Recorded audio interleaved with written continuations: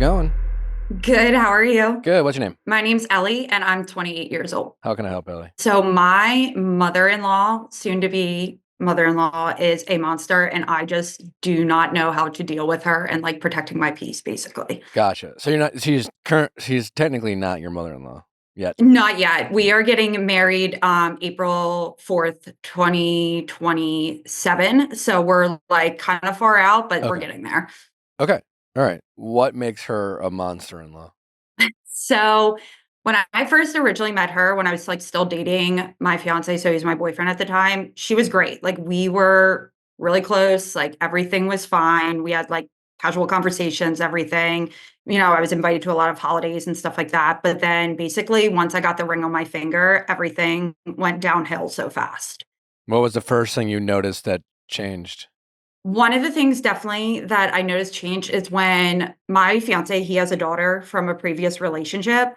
So when I got introduced to her and we started becoming close, that's when I kind of started to notice a change that it like, I don't know if she felt like I was replacing her in his daughter's life or whatnot, because she still has a great relationship with her. It's just like, I thought she would be happy that I was coming in as like a second mother figure to this child, and she just was not happy about it whatsoever.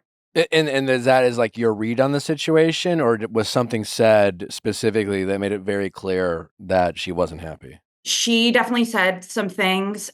She didn't like some of the parenting choices we made together as a couple once I started meeting the daughter, and like just me getting in, like just like little things with homework or the way she styled her clothes and things like that. And then like rules around her cell phone. That was another thing that his mom just hated that I did. So, and that she felt like it was all me who made these rules, but it was definitely a discussion between the two of us. Like, yeah, this is what we decide on as a couple for his daughter as like a parental unit. What's his daughter's relationship with her mom? They have a great relationship. Okay. So just like it was kind of just a past relationship. They had a kid and then they just decided moving forward, like they weren't good enough in a relationship. But we have all three of us have like a really good co-parenting schedule and everything. There's never like times where we can't see his daughter or we butt heads on things. We all just have really over the past year and a half really got a good co-parenting Mhm. down, basically. So the obvious question is, what role is your fiance playing in this dynamic, and why isn't he able to diffuse this tension between you and his mom? So the reason is he does not take his mom's side at all. He stands up for me every single time, and she hates that every single time. Like she'll say something, and he's like, "Mom, that's not cool. You're being really rude," and she hates that 100%. So it's Well, I just, mean, well, the good and news they don't is have the best relationship either. So okay. that's like already, so before I even came in, there was already bad tensions between those two. So then it just kind of got worse when I got it, basically. So, and what have you tried to do? Anything directly? Like, have you tried to have a sit down with mom and just say, hey, what's up? Yeah, we've had two sit down conversations. The first one was right after we got engaged because she just started flipping out on us for little things and said we were very selfish for going on a trip right after we got engaged and not bringing his daughter. We were like, well, it's just a trip for us to like celebrate this new engagement and everything and to start looking at wedding venues together. And we didn't really want anybody else's opinion right away for wedding venues. So she didn't like that his daughter wasn't invited and that nobody else was invited. I even like, so I go to counseling regularly and I have sat down with my counselor and I'm like, I need to help getting out my emotions because I'm a very emotional person. I cry when there's conflict. So like I even wrote a letter to her being like, I'm really just confused as where our relationship went wrong. Is there anything I did? How can I fix that? And she just never could give me pinpoint examples of where I went wrong and she felt like I was being rude. She just said, "You were being rude." And I was like, "Okay, well, can I have like examples?" And she was like, "Well, it was in the past, but you were being rude at that point." So when we have these sit down conversations, like we both get out our feelings and we let his parents get out their feelings, but they just, nothing ever gets fixed. We've even tried distance too. And it's hard because we all live proximity pretty close to each other, but even the distance, like, we're like, "Hey, we just need some time to diffuse the situation," and they don't respect it whatsoever at all. And when you say they, you include like his dad in that or her partner? Yeah, his dad more just, like, plays a role as kind of like a referee, I would kind of say. Like, he never gets into the conflict, Mhm. but if, like, he feels like it's getting too tense or whatnot, he'll be like, "All right, everybody just needs to calm down." But he's never said any, like, rude comments to me or my fiance at And when you all. say calm down, like, are you raising your voice? Are you yelling? I know you said you're an emotional person, but like, how elevated are these? My fiance is a yeller, but he's a loud talker in general, so it's kinda hard Wait, to he's yelling at his mom? differentiate, like, yelling and loud. He will get very frustrated with his mom, and he will yell, and then both, like, his dad and I will come in and be like, "All right, there's no reason to yell. Let's all just, like, So, talk at a but normal what volume." specifically is he getting frustrated by when it comes to mom? So he's had some personal problems that he's had to get over in the past, and his parents helped him a lot in the past through, like, his recovery journey and things like that, but they hold it over his head. They're like, "Well, you messed up in the past, and now we have the right to bring it up whenever we want to." How do they bring it up? They'll basically say, "Back when you were an addict, you were exhibiting these same exact behaviors. So are you using again? Are you doing that?" Or like, if we're like, "Hey, we're trying out this new parenting technique with his daughter," she'll be like, "Well, it's good because back when you were an addict, you were never a parent."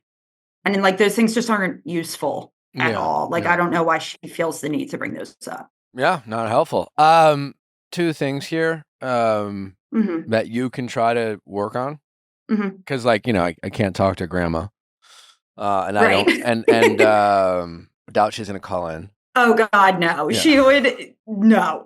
Like, Um, it's so funny, we were like, "She will never," because we've even tried, like, group counseling together, or, like, even saying, like, "Hey, maybe we can all sit down as a family," because she very much involves the brother a lot that my fiance has to kind of also diffuse. He'll, like, after a fight, will text him and be like, "Hey, you need to apologize to mom." And he's like, "Well, do you know what mom said to me and Ellie?" And he's like, "No, but just apologize and just diffuse the situation. We don't need any more conflict," kind of thing. okay. Grandma's not calling in, and we're not gonna change grandma. So Mhm. I think that's one thing that you and your fiance need to accept, that like right now I think you're approaching this from the mindset of how do I change my mother-in-law so we can get along better? Yeah. Because you think she's wrong. And she probably Mhm. is. And Right. it sounds like you are at least trying to like get on her level. You've tried to like say, "Hey, where did we go wrong?" Right? Mhm. So one, you probably could work on dealing with conflict better than you do now, Yeah. right? Yeah. So when she's just like saying, "Well, I don't know, it's in the past," or "You were just rude." Mhm. I mean, you could challenge her if you wanted to. Again, I don't know what's gonna come of that, but I do think that could be something Yeah. you generally work on in general, and just, like, you could almost use your mother-in-law because, like, she fights unfairly, as, people often do, and they're not trying to resolve conflict. I don't know what your mother-in-law's motivation is, but it's not peace, right? It's not resolution. It is probably control of some kind, influence of some kind, right? And then she weaponizes, obviously, her son's sobriety and maybe just your desire to be close with the family against you, and then, she says and does the things that she's doing. And then when you try to resolve it, she's now just like, "Well, I don't know, it's in the past and you were just rude to me." It's just like, "Okay," And yeah, I would say, well, if you can't remember, then I don't know, there's nothing really to resolve. But like, I would just ask her, it's just like, well, is that yeah, it's just more like if you can't remember, I would challenge her on like, well, if you can't remember, then how do you know I was rude? Yeah. And is it just because, or were we just, was I rude, or did we just disagree on a topic? Yeah, that's a good one. And then how do and you can say also like, I always appreciate feedback on how I can better communicate with you, but I do get frustrated that you seem uninterested the way you communicate to me and how it makes me feel. Have you ever considered Mhm. how you speak to me and if that's ever rude? I don't even think she cares or considers it. You know what I'm saying? She thinks she's in a Yeah. position where, she looks down on you like a child the same way she probably does her son, and a girlfriend he would maybe bring home as a 15-year-old. Yeah. Again, like that's just something just getting better at, like conflict resolution. But the solution to your problem really is to care less. Yeah. Well, listen, what you have going for you is the most important part. Is you have a partner that you seem to be on the same page with. Yeah. You're not feeling disconnected from your partner. He does have your back, Mm-hmm. and it's not like, oh, it's just like, he sides with his mom, or he just like, I don't know, my partner doesn't like to get involved, or he hates conflict. I hear that all the time. So like, you have that Mm-hmm. going for you, where other people who have problems with some mother-in-laws don't, which is like, you and your partner are on the same page. You also have a healthy relationship with the mother of his child. And so the three of you, that dynamic is far more important than mom-in-law. It just is, right? And what mom is not realizing, or maybe she does, and is operating from a place of fear, is that she really has no control or power in the situation. And that's what matters most to her. Okay. Right? Yeah. And the way you make her feel like what she does works is how much you care, and how you respond, and how your fiance responds. She triggers you guys. She gets you activated. She, you wrote her a letter, like that's someone who cares. She would never think to write you a letter. She doesn't even want to like resolve conflict with you. She, it's like she wants you caring about her, so not caring, it's like, if you like, because everything you've told me up until this point, nothing really, like, it didn't require you to, you didn't need mom-in-law's permission to take this trip. You didn't need her approval for any of the stories you just told. You didn't need her approval for any of that. You wanted it. No. You didn't need it, right? Yeah. And you have to separate the fact that you want something versus need something. Yeah. Because what you want from this woman is not anything that you need. It's a perk. And she operates from like a person who really wants control. So like, the best thing you guys could do is not let her get to you. Not let her get to when she makes those rude remarks, you just ignore. Yeah. And you say, if anything, you're just like, that was you, in the calmest possible way. That was unhelpful and hurtful, and I don't know why you say things like that. But you don't even like engage with it. You just, if you say anything, you say that. Yeah. And you don't, you know what I'm saying? You don't give her the attention. And then you are going to have to accept the fact that your relationship with her is not where you want it to be. Like you mentioned, you already tried distancing yourself. Like, I don't think this requires some sort of like, all right, we're just going to ignore them for a month. We're going to avoid them. Yeah. I just think you just have more of a casual relationship. Okay. You can be busy. You can decline their requests to come over or invite you over if that ever happens. You can just be unavailable. You don't have to say we're not talking to you anymore. And if you want to be in our lives, then you need to do blah blah blah blah blah. Like, she's not going to respond well to that. Right. What I'm saying is, you have to get to a place where you almost make her come to you. You and your partner go on with your life. Focus on being a good focus on helping your partner raise his daughter at his comfort level and in the mom's comfort level, because like, obviously, you want to be respectful of that dynamic because it is their daughter. And like it seems great that you are welcomed into that kind of partnership that they have. And I would just focus all your energy on protecting that. And because like, again, mother-in-law is just not really relevant. She's not needed. She's not required. Yeah. She wants to be wanted. And you responding the way you do is encouraging her to continue to do what she's doing. Yeah. And so you just have to accept that I can't change who she is. I'm not a therapist. I can't push her to treat her son differently and treat me differently. All I know is that like, we honestly don't need anything from her. And that's great that they were there for their son when he needed their help the most. And if they want to throw that in his face, let them. But like, he doesn't need them today. Doesn't need their money. He doesn't need their approval. You should always be respectful. You should always lead with love.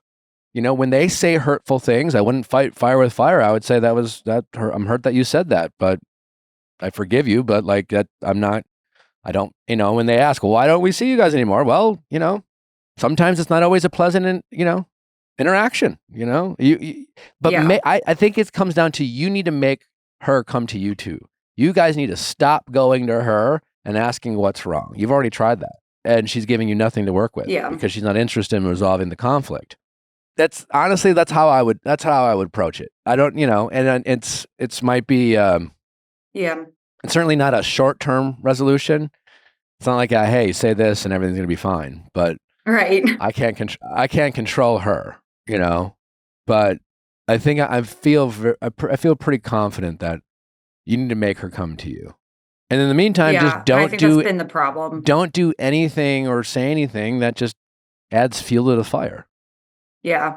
Yeah. I think that's like what we're trying to do now is like very like when she does reach out for things, like if it's a question that needs an answer, like, yeah, I'll answer it. But if Yeah. it's just like simple things, like there's just no need to respond and no need to just, like you said, I think before when she would say rude things, we were so quick to defend ourselves that it just didn't help at all. Yeah.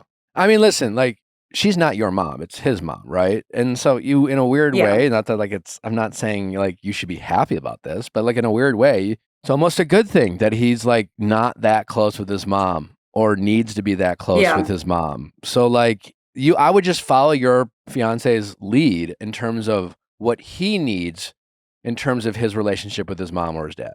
Gotcha. But don't be the partner who just likes the idea of being close with her mother-in-law so much so that you force the issue and just make it easier for her to be mean to you, Yeah. because you want it so bad and she just doesn't want to give it to you because she doesn't have to, because like she just doesn't have to.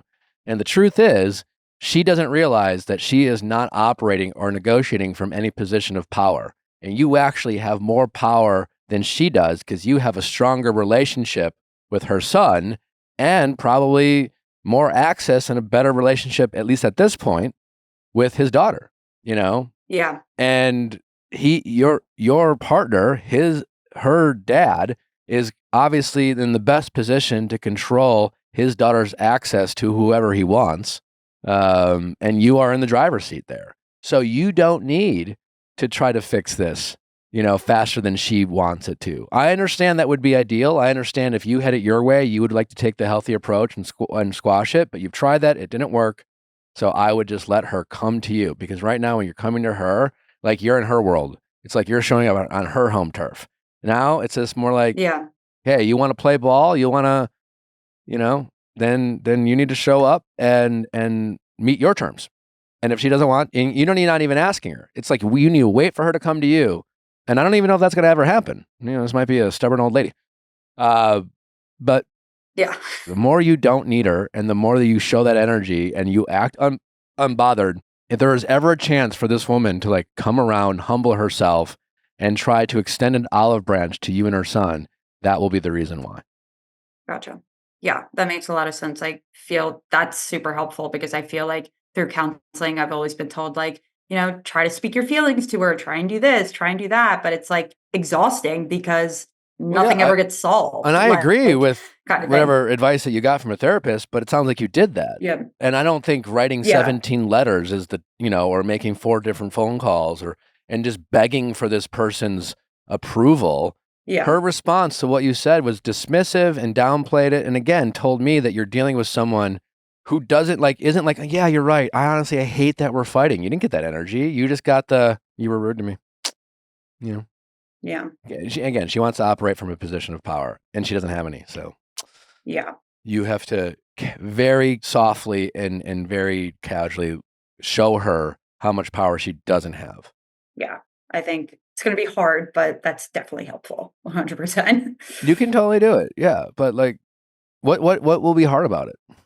I think just because she is in our lives so much and, like, especially with, like, wedding planning coming up, she is trying to be involved, but she just hasn't been a very positive influence, so, There you go. like, Me and my fiance have been like, hey, She listen, paying we're for the just not wedding? taking families.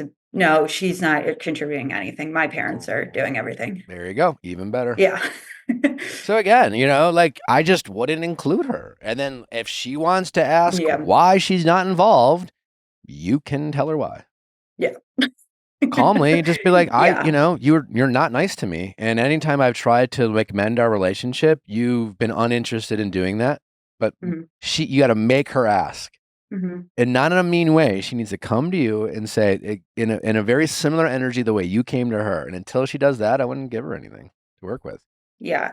Unless your fiance like comes to you and says, "Hey, I really, like this disconnect with me and mom, it's too much. Like follow his lead. It's his relationship, like, I like having a relationship with my mother-in-law, but at the end of the day, I follow my Mhm. wife's lead when it comes to, and like they have a good relationship, but I'm going to follow her lead when it comes to the type of relationship that we want to have with her. I don't like, I don't go to Natalie and be like, regardless of what you and your mom might be going through, and like that or not that they're going through anything, but you know what I'm saying? I'm not like, Yeah. well, I always want to have a positive relationship with everyone. Oh, like this is not your job to people please or whatever, and like, follow his Yeah. lead, but you get what I'm saying.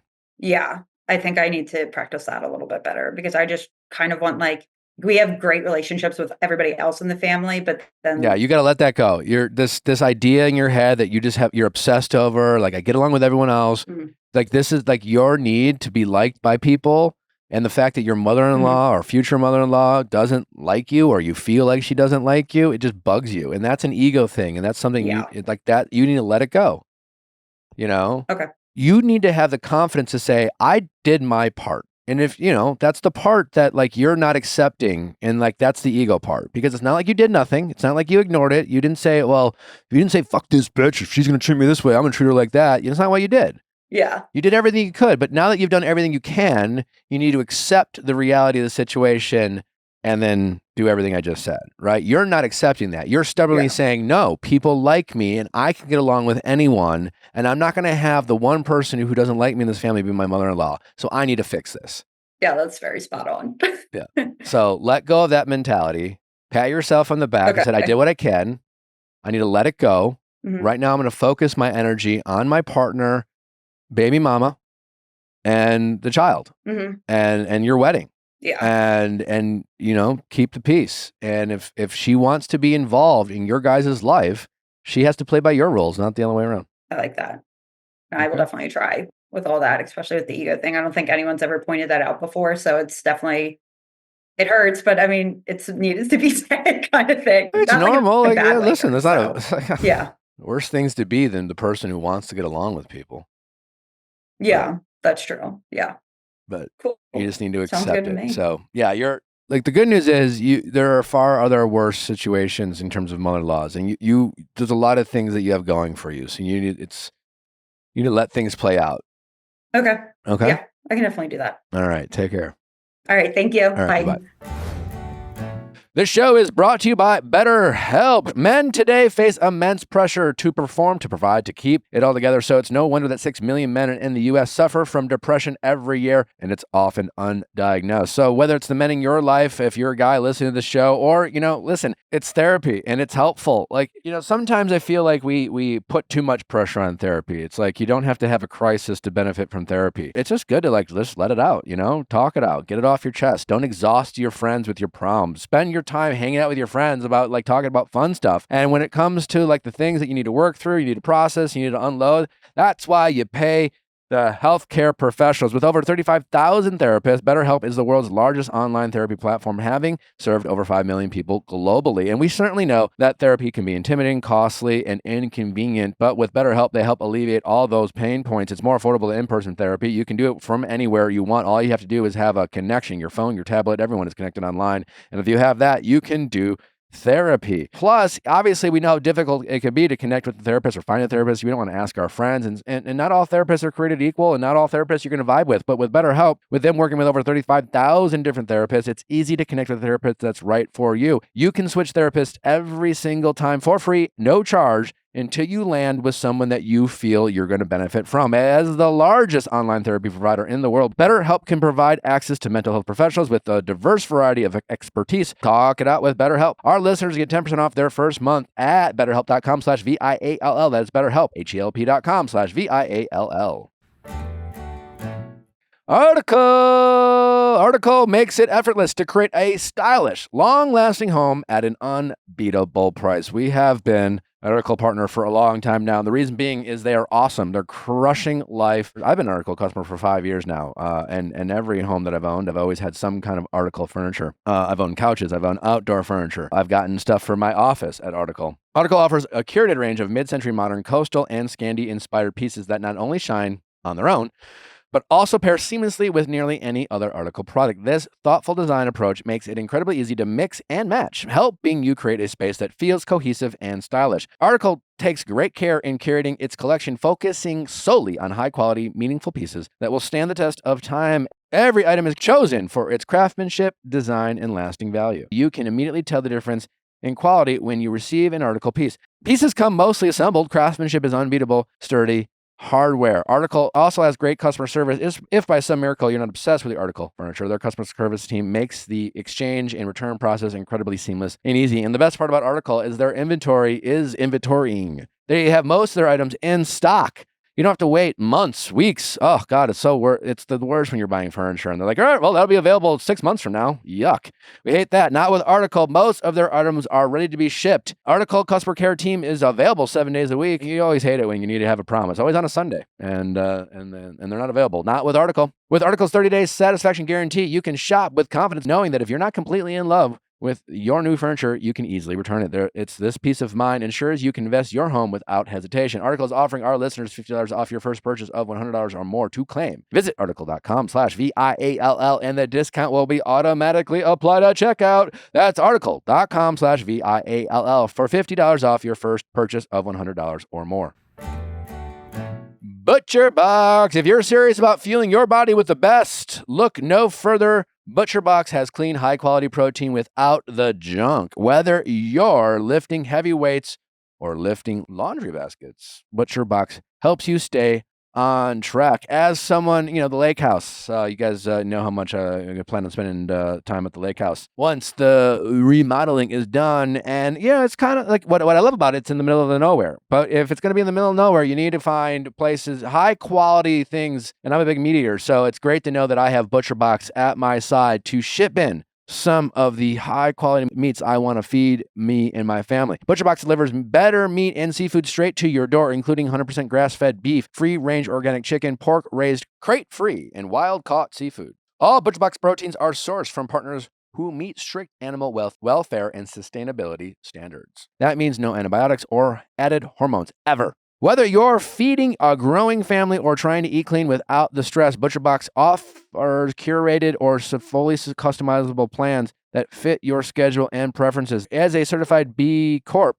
ButcherBox is committed to high standards, from how the animals are raised to how their team supports workers and reduces environmental impact.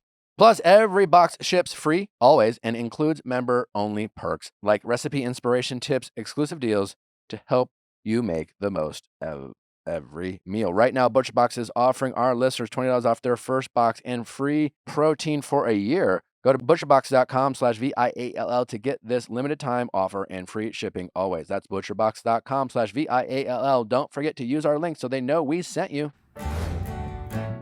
How's it going? Hello, my name is Claire. I am 29 years old, and I'm trying to figure out how to deal with a crush on my husband's friend. You have a crush on your husband's friend. So it seems. Okay, all right. Just wanted to make sure. Well, tell me about this crush. It's strange. I've known this person for like 10 years, a little over a decade.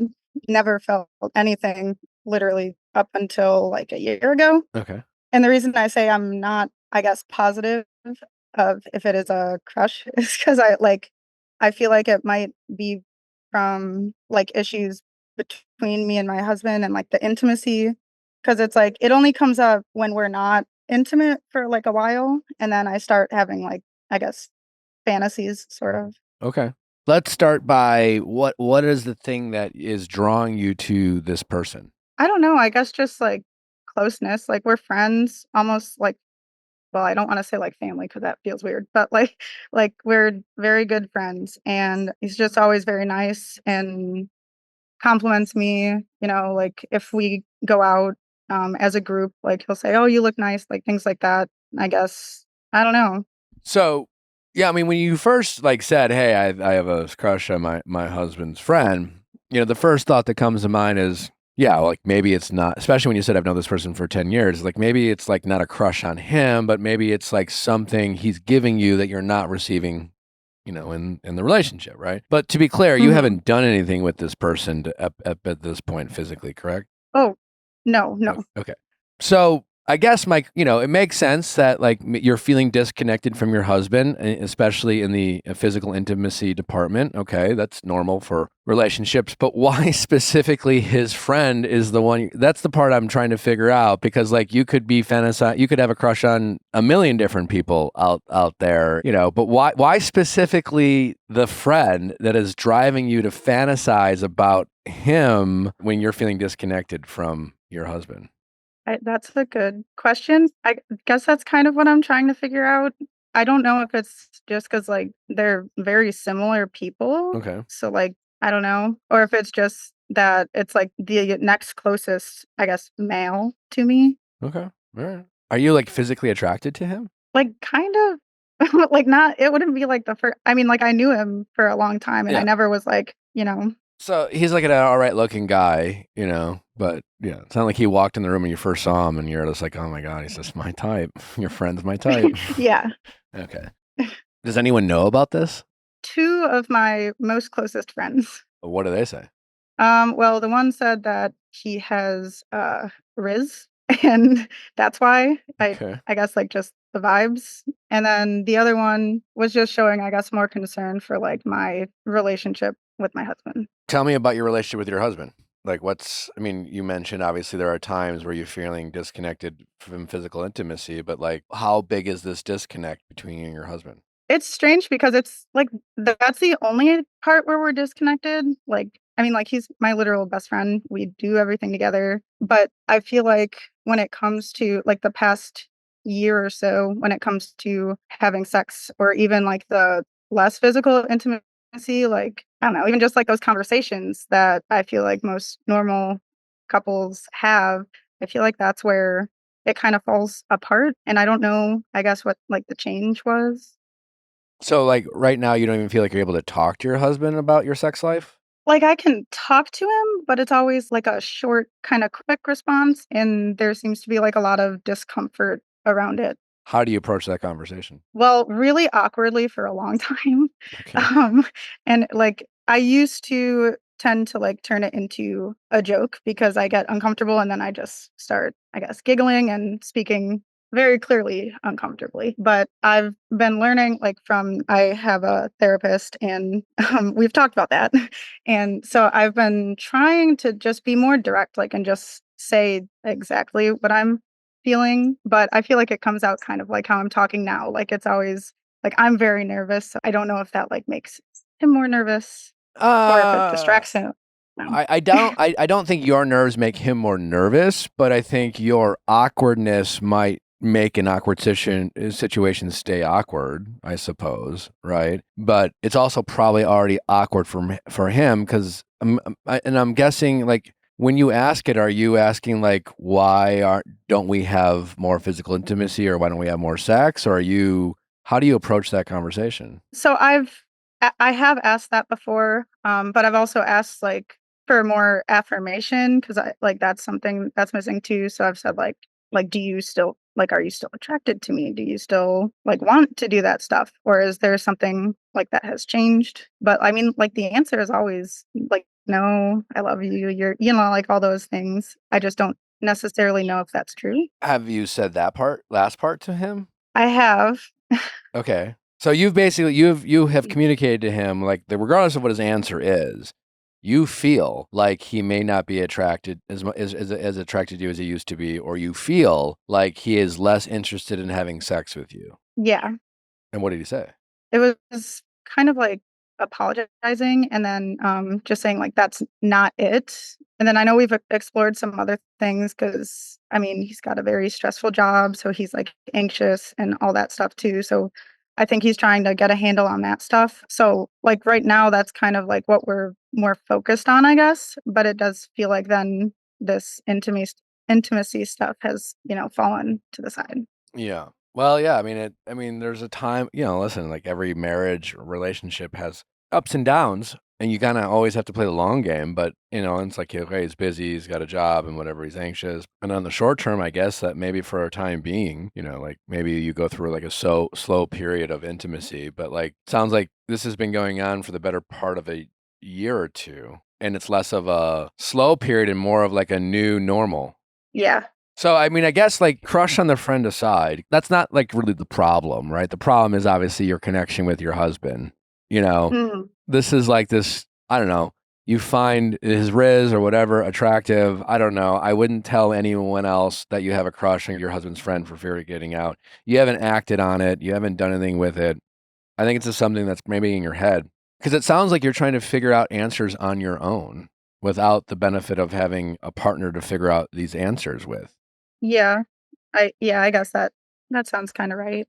And I guess that is definitely a choice that your husband's making, and I think that's the biggest disconnect right now, is making him understand that you feel this way, and while you're not blaming him, you're not even accusing him of anything, you're not even asking for answers, but you want him to know how you feel, and how some of his actions, intentional or not, make you feel, and then you want him to care. And then along with you, figure out how you two can bridge whatever gaps there are so that, what I don't know what he feels in this relationship, but I'm sure he has feelings too, but specifically to yours so that you can stop feeling this way. Cuz like regardless of whether you have a crush on his friend or not, you constantly feeling this way for the better part of a year or year and a half is not sustainable. It's just not. So like that's your big problem and figuring out how to resolve that. Because you're not like it's not like you're like I'm in love with my husband's best friend and I don't know what to do. You're like I think I have a crush because I guess I fantasize about like it's just popped in my head and I don't know. I'm just like I want to feel some validation, some love. I want to feel like it sounds like he's not giving you attention. And again, like I've been busy before too. It's not. I'm not justifying your thoughts and feelings or anything like that. But again, like every relationship gets busy. Every couple feels disconnected. Every person in a relationship can get caught up with all the other things going on in their life that they kind of take their partner for granted. Everyone's done that, right? The difference between people who are more successful in relationships than the ones that are not is that when presented with the problem, they care. They address they be like, "Oh, well this needs my attention." And I need to make sure that this, is resolved. And that's the part where your husband seems to be falling short. Yeah. Have you you said you have a therapist. Have you presented couples therapy? We do that. You do that. What do you guys talk about in couples therapy? I mean, it's like it's this every time, and I think that's also part of the You talk problem. about this topic every time? Most of the time. What is being said in couples therapy? I don't know, just that, like, we need to communicate better, and, like, that was part of, what I was working on with my communication anyways, and that, like, we need to do more stuff together. In all the therapy that you and your husband have done together, has he said some version of, I don't like that my wife feels this way and I want us to fix it and I need to do my part? I mean, definitely, like, the first part, like, he has said he doesn't like that I feel this way, and that sucks, but, I guess the second part, not so much. Yeah, because right now it sounds like what he's saying is, I don't like my wife feels this way. That sucks. But like I'm busy and I got a lot of shit going on and I'm not sure what I'm supposed to do about it because like I can't change how she feels, but like I'm just telling her I'm still as attracted to her as I was before and like I just don't know what I'm supposed to do about it. Yeah. So, has your therapist pointed that out? Not necessarily. I mean, she's kind of gone, like, on not like that we're on ends or anything, but, like, there have been some times where she's like, hey, he probably feels like you're nagging a little bit. Maybe we should stop talking about this every freaking time. And then there have been times when it's like, hey, dude, like you have to do this, this, and this to, get it together so this can last. And how infrequently are you guys having sex? Well, for a while, it was like once a month, maybe. Okay. But now it's like every week and a half-ish, How long you guys been married for? 2 years, How long you been together? like those 10. Oh, like 10? Yeah. Okay. For a while. Yeah. Every week and a half's not the worst. No. Man, I feel like I'm not being helpful here. Like, if your husband was on the phone, like if he was like there, like what would he say about all this? What do you think? I mean, forget about the friend part. Yeah. I mean, I honestly feel like he would say he has no idea what I'm talking about and that he doesn't think there's anything wrong. Okay, let me ask you this. Like, other than at the actual act of sex, what are some things that you feel like your husband could do to make you feel better than you do now? I mean, the words of affirmation would be helpful because I think that's like I'm not getting either the physical intimacy or like I haven't been called beautiful in a long time or like sexy or any of those things. So I just don't feel like I guess that's why I don't think like he's attracted to me because like I mean he never says it. Yeah, and it makes sense why, like, every time his friend walks in, he's like, "Hey, beautiful, how you doing?" And you're like, "Really? Me?" Uh, Yeah, do you think he thinks you're exaggerating?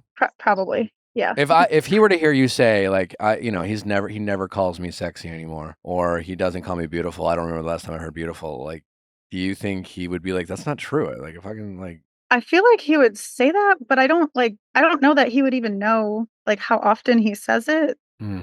And, like, what was the last time he like sent you flowers or something? Oh, about a month ago, he, like, paid for me to get, like, a massage. Okay, all right. Do you like gifts? Not really, to be honest. Okay, yeah. So not your love language that you needed, you know? No, but I think it's his, like, giving one. Sure. I mean, that happens all the time in relationships. I mean, like, Nally and I could still like. I think every couple could be better at that. Like, we're still not great at that. Like, I think every person struggles because, like, I think we don't realize how much like the love language that we feel the most loved is the ones we like to also do love. You know, like show love rather. Like acts of service being my biggest one. Like that's how I show love. You know, so I want to show love that way. You know, but it's not how Nally often likes to receive love. You know, it's like that Mhm. doesn't come naturally to her. So I just, it's like it's tough because you like that's how I show love. I think every couple could work on that. But what you just seem to like, at least what you're communicating is like this stubbornness from your husband to really like not try. And when he does try, he just like he does things that like aren't really thinking about what that would make you happy. Yeah. Does he even like when you are going into therapy, are there like are there brief moments of improvement at least? Or and at this point, is he just like Yeah, he feels like you're nagging and just kind of dismisses you? I guess both. I feel like I'm nagging just because it's like I said, like, every time it's the same thing that we're talking about, and it's always, like, me starting the conversation, but, like, there's been a lot of growth like, since we started. It's so slow, and, like, the parts that are growing are, like, the smaller parts that I guess are easier to fix, like, doing more stuff together, like okay, we can go for a walk or like I guess just easier things to solve than like the problems we're talking about now. Yeah, but I mean, so like quality time, not also a love language of yours. It's Not okay. necessarily, Yeah, no. not as much as the other ones. Like that's kind of the point of love language is like, like sure, I like walks Yeah. with my husband, but like that's not how I feel the most loved.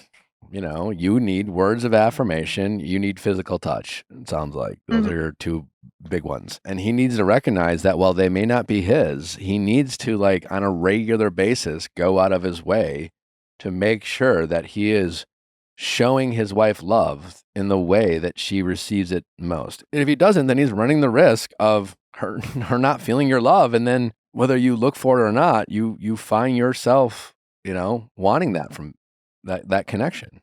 Mhm. like definitely don't even bring up the friend. I don't know how productive, it would come in the form of a threat to just be like, I am getting frustrated. I keep talking about it, but like nothing changes. Yeah. Well, and I've said that. And have you had the love language conversation? Yeah.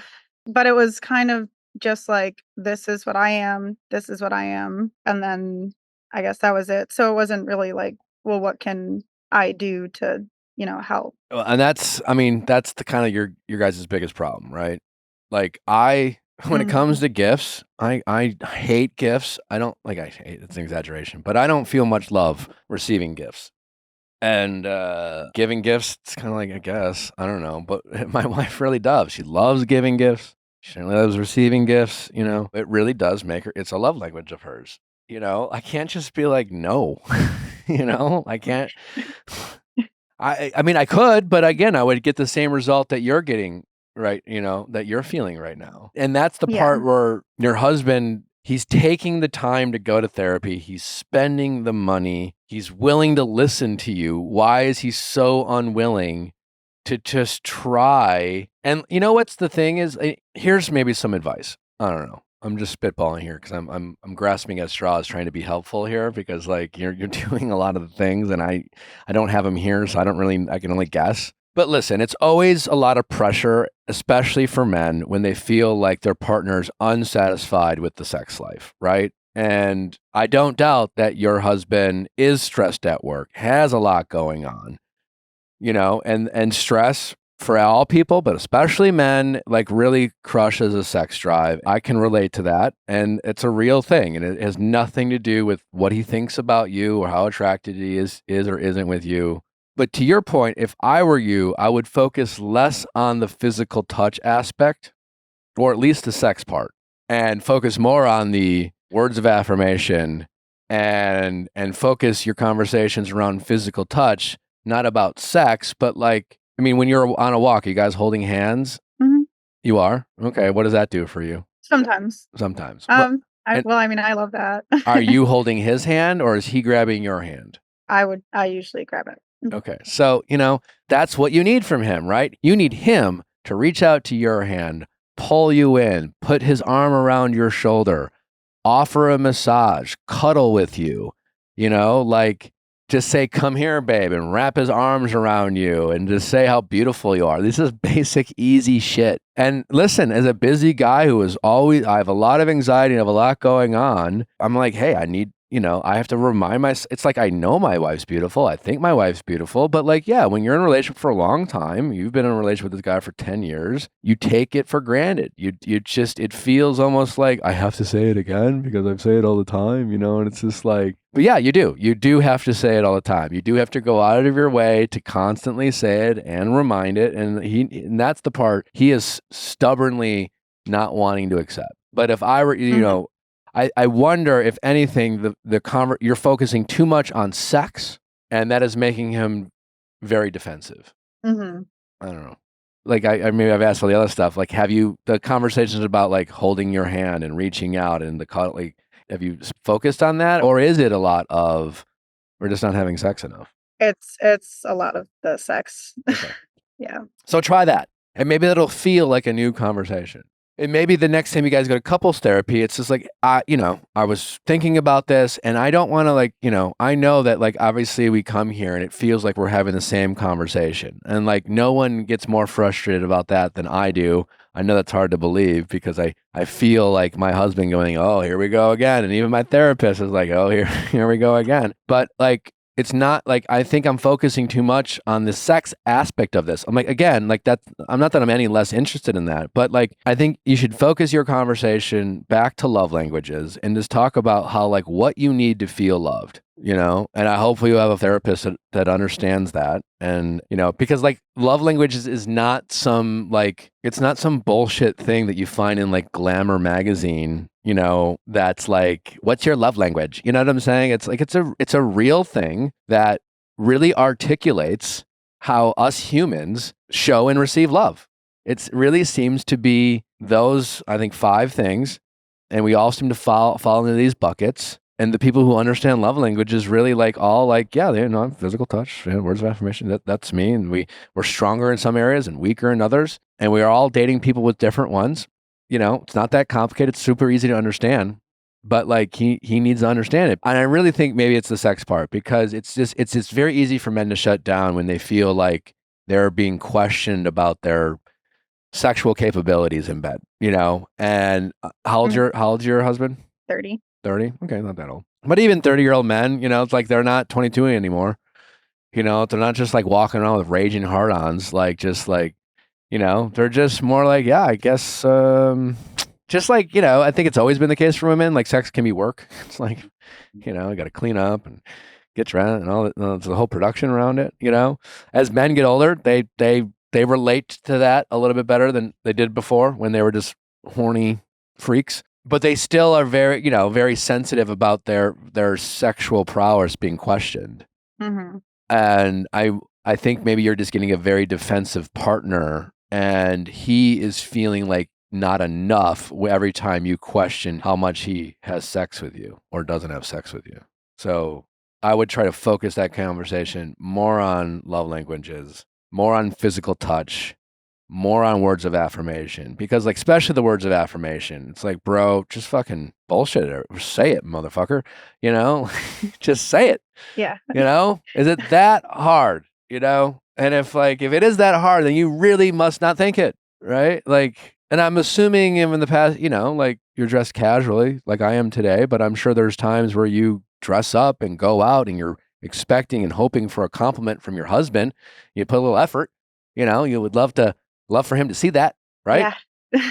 And I think that's okay. Have you pointed that out? I have. What does he say to that? It's just like well, I do think it. Like Say after I say that, I'm like, but you don't say it. Yeah. He's not giving you anything to work with. He just can't keep saying, well, I'm sorry. And it just doesn't come naturally to me. It's like, no shit. We know. That's kind of the point.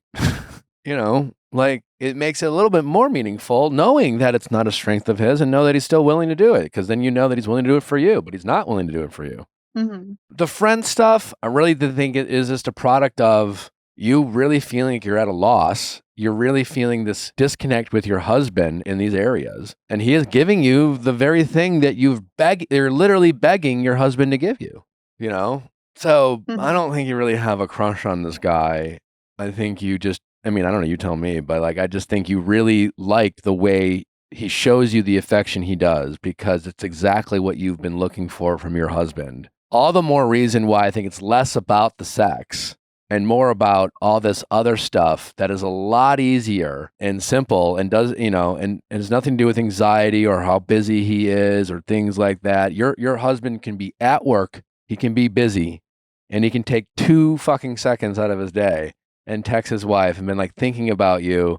I'm so lucky to have you. You're so beautiful. Can't wait to come home and give you a hug. And then when he comes home, takes 6 more seconds to say, I'm going to hug my wife and really embrace her and say, it's great to see you, beautiful. Like, not hard, you know? And I'm not saying I walk home and do that every day, but like, you know, it's like, especially if I get like a reminder from my wife, if she says, hey, you know, like feeling this a little bit, it's like, yeah, you know, because we all slack off from time to time as we all get caught up in our bullshit and in our world. Like we're all you know, like it's like no one's all walking around like some like, yeah, I'm just the best partner ever. I'm Casanova. I never forget that stuff.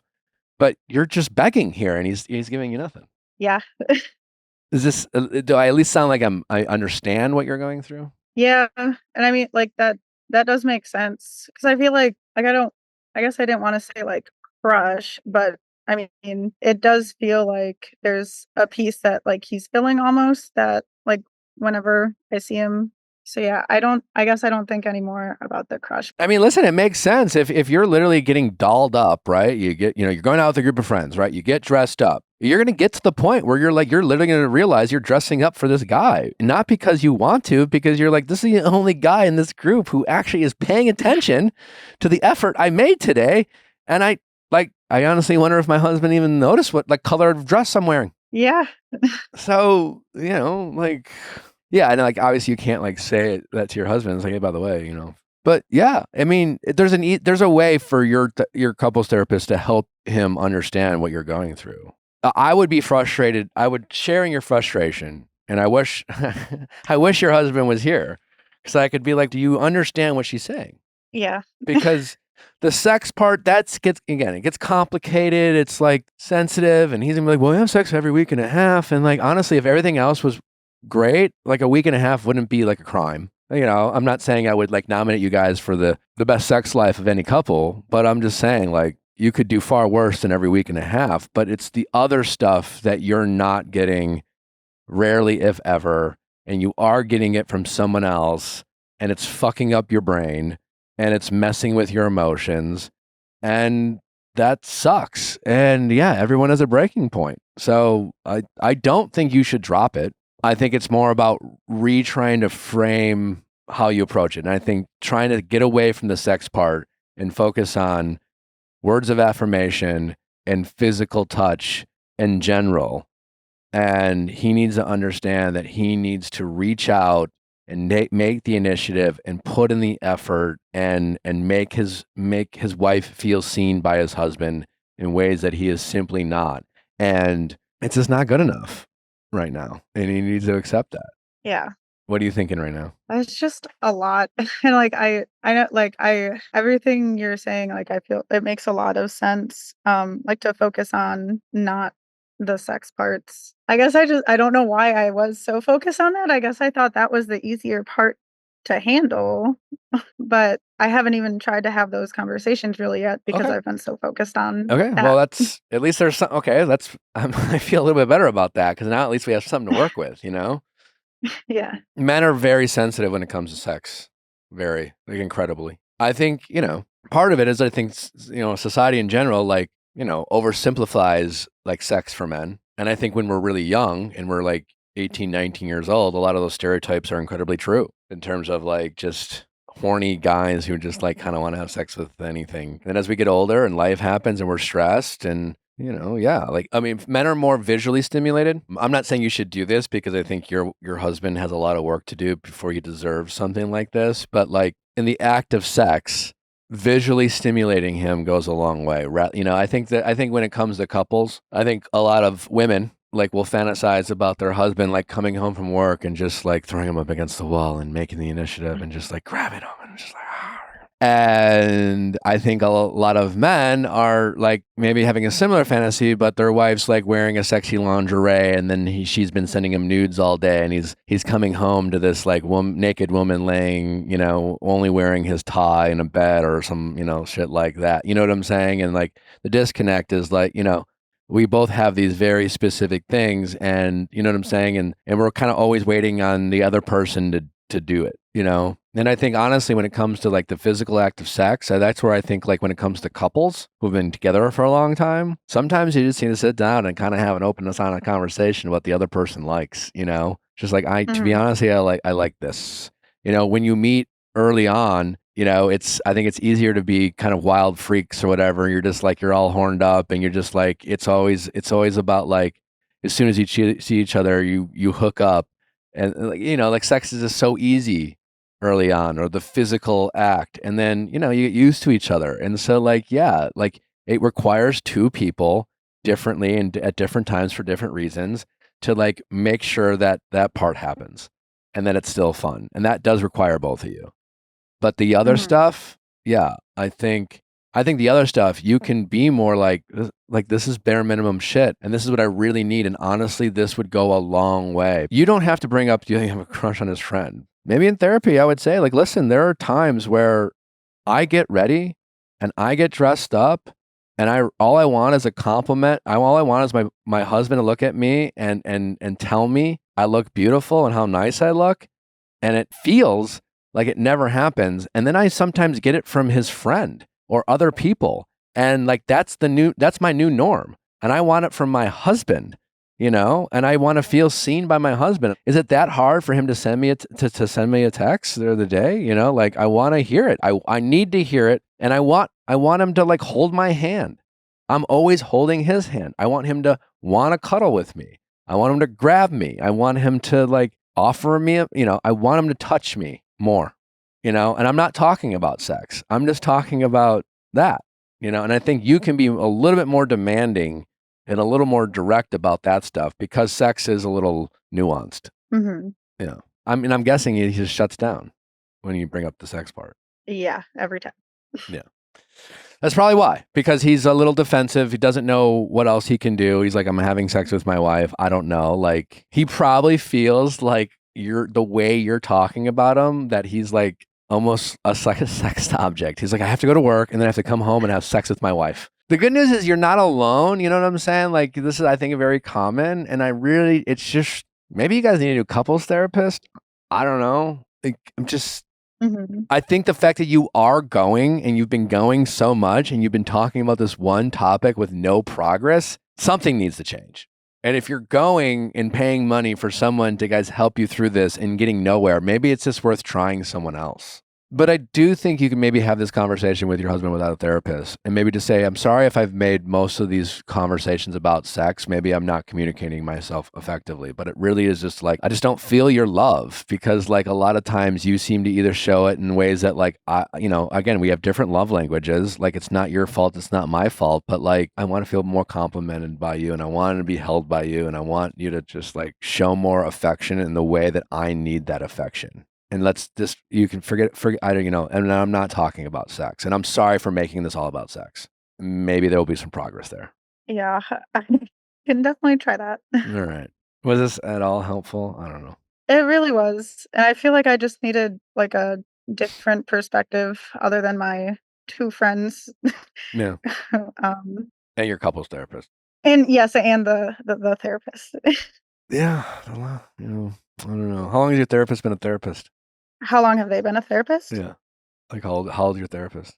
She's older. Okay. I mean, like 50s, 60s. Okay, so she's not, I don't know, because like life experience is helpful, in the business of advice. It's not the end all be all, but it is helpful. Yeah, maybe it's just not maybe it's just a bad match. I don't know. But you guys should be making a little bit more progress than you are in this department, because I don't think this is an insolvable problem. It does seem like there's still a lot of love there between you and your husband. This isn't like a completely broken relationship. The fact that you guys are going consistently and still going to couples therapy, and you're even still able to have this conversation is a great thing. He still cares. You know what I'm saying? He still cares. But it's just you're I don't know, you haven't gotten through to him. So try that. Less about the sex. Yeah. Okay. I can do that. Yeah. Because again, think about it. Think about, again, how this conversation started about this, like, do I have a crush on my friend, my husband's friend? Well, you haven't had sex with the friend, but what he is giving you, we've identified the things he's giving you that make you feel that love, that make you feel that affection, and that is how you receive love. And this guy is doing truly the bare minimum, because doesn't even realize he's doing it. He's just like being nice and showing his riz, and you're starving for it so much that you're just like, oh, wow, maybe I love him, like that. But like to put that in perspective, like that's how bad it's gotten. But the good news is it's not broken. Your relationship isn't lost. You just have to get through to him about this disconnect without making it about sex. Mm-hmm. You want to feel sexy, you want to feel love, you want to feel beautiful. You're too young. You have too much going for you to feel like it's time to get old, ugly, and die, right? Yeah. So I hope that he's willing to understand that. I hope so too. All right, keep me posted. I would love an update, but yeah, I'm rooting for you guys. Yeah. All right. Well, thank you so much. All right, take care. Thank you. All right, bye-bye. Bye-bye. I chose Function Health because it is the best in the world for testing, and it's an all-in-one health platform with over 100 advanced lab tests covering your entire body, 5 times more than the average physical, comprehensive and focused on critical biomarkers. It offers testing twice a year, available across the U.S. and super easy to use. It's recommended by Dr. Mark Hyman, Dr. Andrew Huberman, and Dr. Casey Means, and hundreds of health experts. Kicking off the summer, Function is sharing their Long Live campaign. Long Live is a celebration of everyday moments that make life worth staying healthy for. For me, I long live my mornings with River, and I hope they never end. Function Health is all about taking control of your health through data. Instead of guessing what's happening inside your body, Function Health helps you know for sure, providing access to 100 plus advanced lab tests. These tests include insights into thyroid function, hormones, liver health, heart health, immunity, autoimmunity, kidney function, nutrient levels, heavy metal toxicity, immune system, electrolytes, and more. At $499 annually, the membership includes the cost of 100+ lab tests through their nationwide lab partner. There are over 2,000 locations nationwide, making it accessible to a wider audience and compared to a traditional healthcare cost that could reach up to $15,000 for these exact tests. In the spirit of long live and taking control of your health, get a $100 credit towards your annual membership at functionhealth.com/VIALL. This $100 credit is only for the first 1,000 listeners, so hurry, sign up fast at functionhealth.com/VIALL. Actually, I crush Father's Day gifting. Do you know what your Father's Day gift is this year? I don't know. You ask me every day. I know.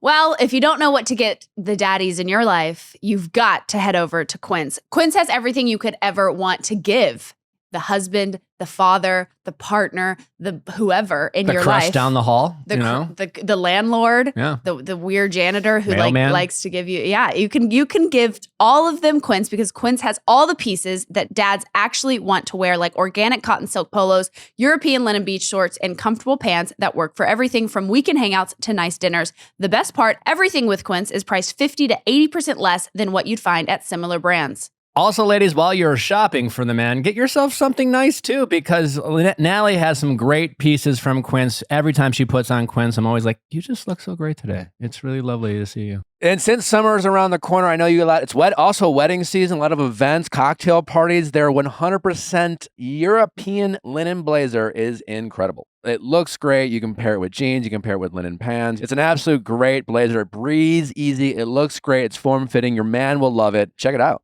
Honestly, it's so relieving to invest in staple, good quality pieces and stop with the fast fashion. And Quince is the best place to do that. But also for the men in your life. Yeah. So for the dads who deserve better than basic, Quince has you covered. Go to quince.com/VIALL for free shipping on your order and 365-day returns. That's QUINCE.com/VIALL to get free shipping and 365-day returns. Quince.com/VIALL. We've talked a lot about Quince, and I promise you, if you've never visited their website, you are missing out. You're going to go there and think, wow, why have I not gone to Quince before? It's a new shopping experience you are going to absolutely love. How's it going? Good. My name is Megan. I'm 30 years old and I need some help navigating dating someone who just got out of a relationship. Okay. What kind of relationship did they get out of? It was an on and off again 2.5-year relationship. They did live together. Okay. But they were together. It wasn't like an on and like a situationship where they lived together, or They were together at Okay. the time when all of this, yes. how recently did they end that relationship? Middle of March. Okay. And when did you meet them? I've known this person for almost 15 years. Okay. Our brothers have been best friends for a long time. Okay. So we've never hung out or really even talked. We've just been friends on social media, family friends. Okay. When did your dynamic change? It started back in October. When they were I in was this job relationship? Yeah, they were together at the time. Okay. And I was job searching. I had applied to a company, and that night that I applied to the company, he had posted something on Instagram, and he was wearing a shirt that had the company's logo on it. And so I reached out to him and I was like, hey, do you work here? And he goes, yeah, why? And I said, well, I just applied there today. Like, you should go tell HR how cool I am. And so he started off with just that. He went to go talk to HR, hyped me up a lot, ended up reaching back out, gave me the hiring manager's email. So I reached out to the hiring manager. He followed up with me a few weeks later, asking if I'd heard anything. And that was kind of it in the very beginning. And then fast forward about a month later, I ended up getting a job at a different company. And then he reached out to me again. So him and I both moved away from our hometowns, and we currently live in the same city. So when he reached out again, he's like, hey, I'm going to make a trip home to go snowboarding with my brother. Do you want to come with? And invite your brother. We can all hang out. So I didn't think anything of it at that point, but I passed on the trip because I had just started this new job and I was getting ready to move the next weekend. And I just wanted to pack and get ready for my move. And then he offered to help me move. and I'm not going to say no to that. So a few weeks go by. He helped me move, and that was the first time we've ever met in person. He talked about his girlfriend. It was very much like a friendship at that point. No lines were crossed at all. He was like, I'm helping out my brother's friend's little sister kind of thing. And then it started to change, at least for me. A few weeks after that, he reached out and he's like, hey, I'm going to go up north to go on a snowboard trip. Do you want to come?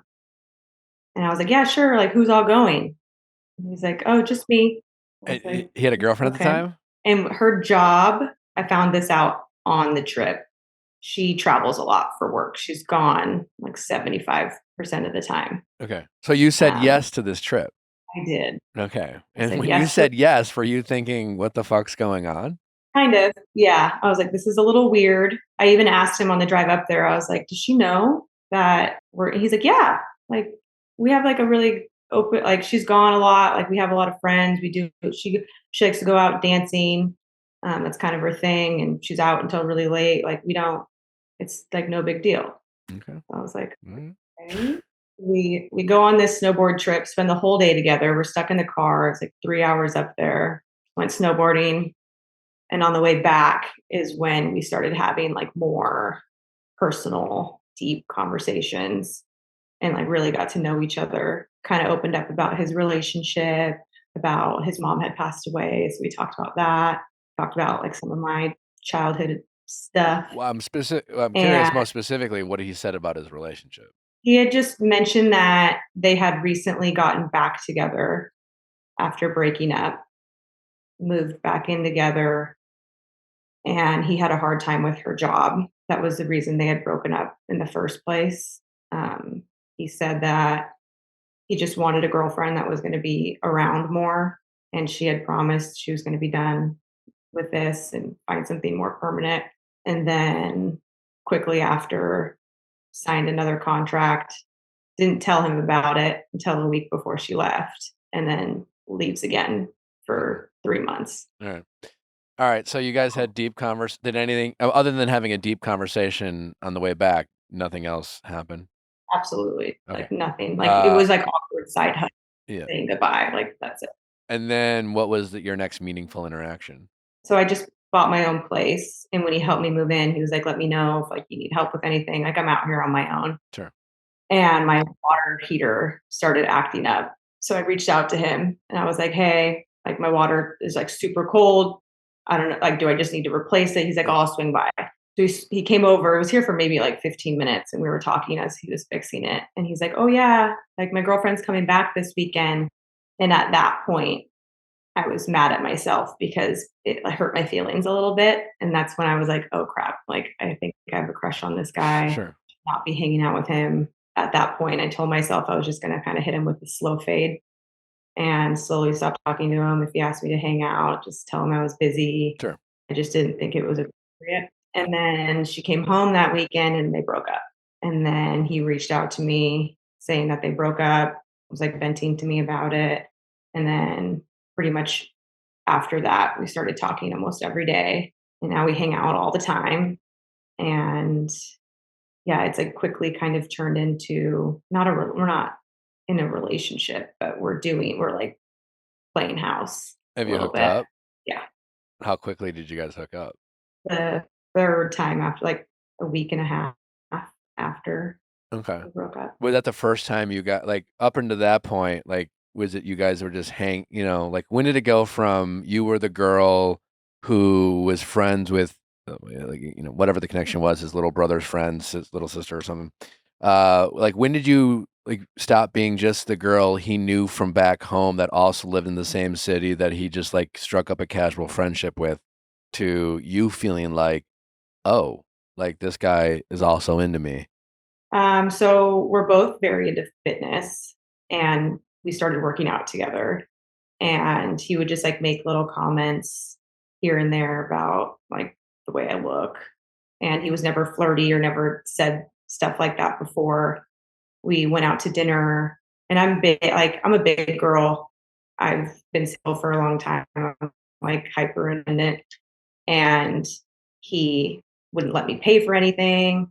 And then I had like a flat tire, and he came over. Like I go to work really early. So he came over at like 4 a.m., drove me to work, got my tires fixed, replaced all 4 of my tires. Again, wouldn't let me pay for it. So just doing like little gestures like Sure. that you don't just like do for your friends. Okay. And then after you guys It's hooked up, what did you guys say to each other? He's pretty good at communicating. He's like, I like you, but I realize the situation. So What's the situation? he had just gotten out of a relationship, and So, it would probably not be. I understand that it might be a little, I don't know, like dumb, I guess, to rush into something, but I also don't want to put this like timeline in my head. I just want things to kind of happen organically. fair. So basically, you've brought me up to speed in terms of like kind of where we're at today. This is how it all started. He had this girlfriend, recently got out of a breakup. You guys were friends. He broke up with his girlfriend. You hung out, you worked out, then you hooked up, and then you kind of essentially been playing house, talking every day, kind of acting like boyfriend and girlfriend, but have never really had that many meaningful conversations about expectations, where this is going. And your approach has been like, well, I don't want to push a thing because he literally, like, I watched him get out of this relationship. It wasn't like I even met him 6 weeks later. He was literally had a girlfriend when I met him. And then I was like the first person he talked to when he got out of it. And I don't want to force the issue. So am I up to speed? That's correct. All right. And we've talked a little bit about it. It's like, everything feels really natural with you. I like where things are at. He did make a comment that was very surprising this weekend. He's like, I'm quickly falling in love with you, and that's not fair. And I was kind of like, whoa. Not fair to Okay. who? He's like, I don't know. He didn't say who. He How just old is he? says, you're making me love you too quickly. It's not fair. He's my age. He's 30. Okay. Yeah, there's a lot of like very subtle red flags going on here in terms of like this is like you're really setting yourself up for like a situationship that's ultimately going to end with you bummed the fuck out. I could be wrong, but the way you're going about this, you're giving him all these potential excuses and outs to like delay committing to you or hurting your feelings or whatever. And not that you're like he's doing anything wrong. Because I empathize with like that very confusing time of getting out of a relationship. But my best advice I can give you is to take charge of your dating life. I promise you, if this guy likes you in a meaningful way that is worth you pursuing, then you're not going to push him away. You know what I'm saying? Certainly, you're not going to push him away by communicating what you want in a confident way, setting and communicating your expectations and boundaries, and enforcing those boundaries when he doesn't meet those needs. You're not going to turn him off. And the best thing you can do is to, again, I always say calmly, because that's like the most attractive thing that, people are so used to people getting emotional during emotional conversations and being sensitive during sensitive conversations that when you can remain calm having a difficult conversation, it just instantly looks attractive to people because you know how to regulate yourself in ways that most people don't. So like that's just number one. But yeah, I think you really need to think about, all right, at this point, all right, up until this day, you've kind of given him generally a pass on really like, not that he's done anything wrong, but it's just more like you've really allowed him to like dictate the terms of this relationship. The story you just told, it's been very much, well, he's had a girlfriend and like, so what am I supposed to do? And he reached out to you, invited you on this trip and like, yeah, you said yes. And then, but like you need to start dictating terms too, right? This needs to be a mutual decision by the both of you. And you are in a position now to set some expectations and some boundaries. I'm not saying next time you see him, be like, all right, buddy, new sheriff in town. I got some things I want to, I'm not saying it's that, but like catch yourself from avoiding having conversations and catch yourself from talking yourself out of communicating to you something that's bothering you or something you want to say or getting clarity on a topic, because you're in a position right now to just talk yourself out of all of that, because it's like, oh, I don't want to push him away, and it's just gotta have a relationship, and like, I don't know if it's my place right now, and I don't want to be like the annoying pushy girlfriend and blah blah blah blah. That's all, just get rid of all that in your head. That's honestly my best advice to you. And if you feel like when he says things like, oh, I would say things like, don't say that shit to me unless you mean it. Like, you know what I'm saying? Like, I think people sometimes say, I think guys men are more bigger offenders in this topic of just kind of like throwing out words to see how they feel, see if they stick. Just play around with it. So crazy. I think I'm falling in love with you, He kind of like, I'm sure he felt that, but he just kind of said it, and he kind of wants to see how you react. And then like let's say a month goes by, and all of a sudden like his, I don't know, let's say she comes back in his life. I don't know. Something goes on in his life. His feelings change. You're going to be like, you fucking said you loved me, motherfucker. And he's going to be like, I just like said, I thought I was falling in love with you. Haven't you ever seen The Bachelor? Like, you're the third runner up. To simplify, you have to take charge of this dating situation. And the thing you just have to remind yourself, that I just wish if like every woman listening to this call, or just who have ever listened to this call, because I say it all the time, it's just like, men are not going to be turned off by you knowing what you want and letting a guy know, and showing a guy, more importantly, what you're not going to put up with. And it doesn't have to be like aggressive, and it doesn't have to be like a fight. It should just be a very calm, like saying no once in a while to like playing house. Or like, this has been, how long like this new normal for you guys? How long has it been going on for? Like, when did you guys hook up? A month. All right. So a month is plenty of time to be like, all right, we've been doing this for a month, but like, I'm not going to continue to do this any longer without any clarity. And you might not be ready to give me clarity. So I'm going to bring clarity to the situation by letting you know what I want and what I'm okay with. Right now, you're following his lead. And I think you need to stop following his lead. Yeah, we're hanging out tomorrow. So this is perfect timing. And I think just like with previous relationships, I don't want to have the whole like, what are we talk? That's not the point of this. I just, again, like boundaries and expectations. I just want to figure out like what's going on and where his head's at, essentially. But I think with previous relationships, I just struggle with like, I don't want to sound crazy. Is it too early? I'm like just self-sabotaging here. Like, is it too early? Too early for what? I just don't. So you know what? To just have those. Sure. But like, when you ask yourself those questions, be specific. Imagine you're talking to me, right? And I'm like, because when you're like, is it too early for what? I don't know. Is it too early to get married? Yes. Is it too early to ask him to move in with you? Yes. Is it too early for you guys to say, I'm deeply in love with you? Probably. It might even be too early for you guys to say, let's be boyfriend and girlfriend.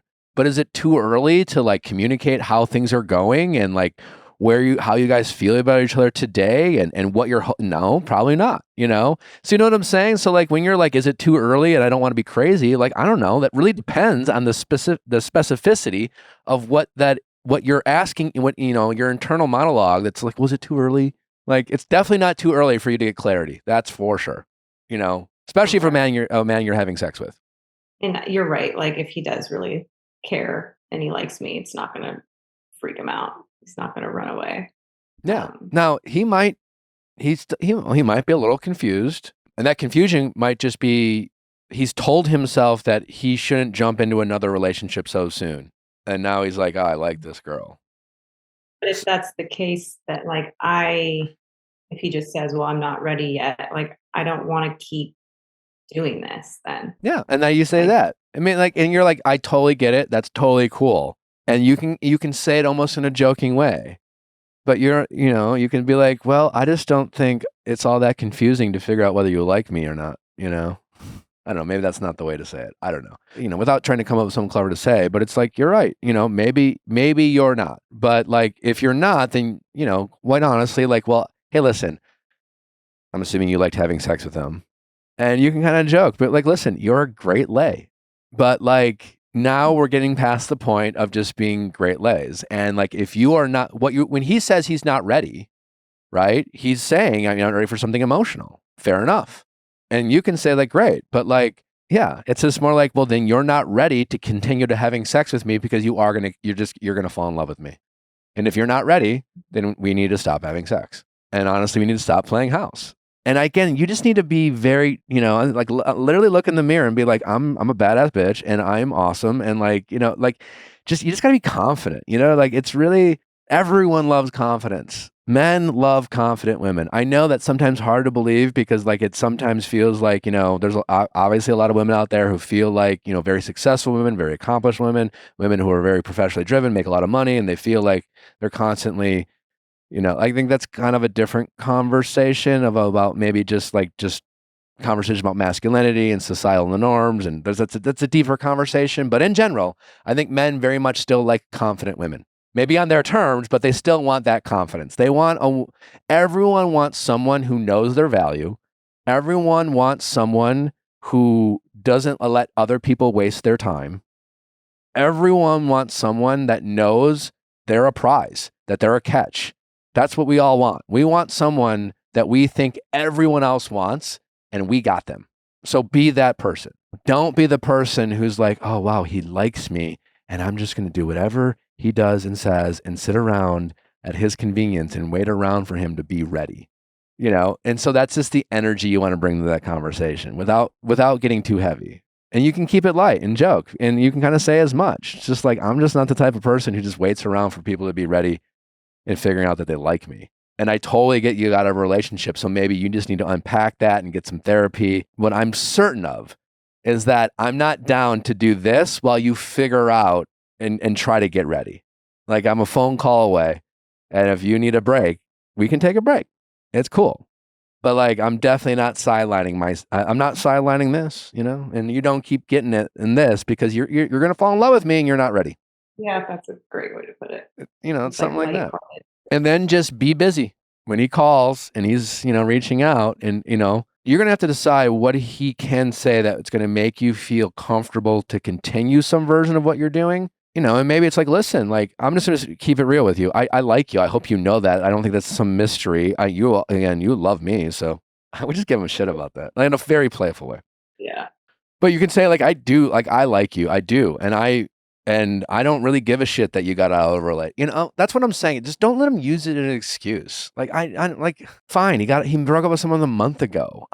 He's not incapable of falling in love with, you know what I'm saying? Like, there's been a lot of people who have been like gone from one vine to another, in and out of relationships. Like, he's not, if he can have sex with you, if he can do all the thing he's been doing, if his relationship was so wonderful that he needed all this time to heal, like, I'm not saying he was doing anything when he asked you to go on this trip, but he wasn't doing nothing. You know what I'm saying? Like, he wasn't doing nothing. You know what I'm saying? So like, he can't possibly need all this time to be ready. Yeah. I feel like it was on the outs, and then we started kind of hanging out, and he was like, oh, okay. Like, I think it made it a little. I mean, the truth is, you know what I would say 98% of people mean when they say, I don't know if I'm ready yet, when they're saying that to a person they're dating. They say it's not with you. Yeah, they don't know. It's like going to the shoe store, liking a pair of shoes, and being like, I don't know if I'm ready to buy this because honestly, this is the first store I've been to, and I was planning on shopping all day. So I'm going to put this on hold for a second, and if I don't find anything better, I'm going to come back and I'm going to buy these. So, I mean, that's what he means when he says he's not ready. And you don't need him to admit to that, but you just need to be like, listen, I mean, when you say you're not ready, like and you say like, listen, if you need to go around and date other women, I totally get it. You don't get this while you do that. And like, you're right. I don't want or don't think this conversation should end with we're boyfriend, girlfriend. But then like, what is a good answer? I see a future. I like where this some is version going. of I really like you too. I actually meant when I kind of casually threw out the L word. I do. I care about you. I fucking love being around you. Yeah, I'm to be honest, like I'm a little nervous about jumping into a relationship right after I got out of my last relationship, but I like you. So like, maybe we don't call each other boyfriend and girlfriend, but I don't want to see other people. We're having sex, and like I only want to hang out with you, and let's just see where this goes, and let's just like keep checking in and talking like two adults, and like hopefully it progresses. That it'd be some version of that. It's it's not that complicated, and it's not that heavy, and we try to overcomplicate things. And because, like, again, at the end of the day, and it's again, no judgment about this guy. He doesn't know, he thinks you're hot. He thinks you're good in bed. He thinks you're cool. He likes your company, but he doesn't know you're his wife. And what he's afraid of, like everyone else is afraid of, and I was afraid of, it's just like, do I jump into a relationship with this person? And like, what happens if, I just met her? I just like, shit, is that crazy of me to like, so you're just like, yeah. And maybe if you're just like, listen, maybe you should see other people. And if you want to date other people, but I just like, I don't want to keep having sex. So like, maybe you could be this, just go date other people, like dare them to. Like there's a little bit of game playing and there's a little bit of a dance. Like Nelly and I did that too. It was just like, I really had my reservations. I just was like, I don't think I could date this person, and finally she was like, all right, fuck it. I'm not going to wait around for you, and she forced my hand. I had to figure that shit out. And I liked, and I did like her enough, that was kind of the point. And if I didn't, and I had other women, various reasons in my 30s who I casually dated and we didn't be boyfriend and girlfriend and they presented me with that. And I ultimately let them go because I clearly didn't care enough. I think I'm just a little scared. I've been single for quite a while. And this is just like the first person that I've actually liked. Yeah. And he checks lots of boxes. So, but I just like something I need to do. I just need to. Yeah, I totally get it. It's just not a reason not to do it, because otherwise you'd just be making that very cardinal mistake, which is to like, yeah, just kind of give that's you giving into your fears, right? And it's the literal opposite energy than what you need to portray to this man, which is like, oh my God, I haven't had a boyfriend. And listen, I get it. You're saying I just haven't had liked a guy. And so it's not like you can't get a boyfriend.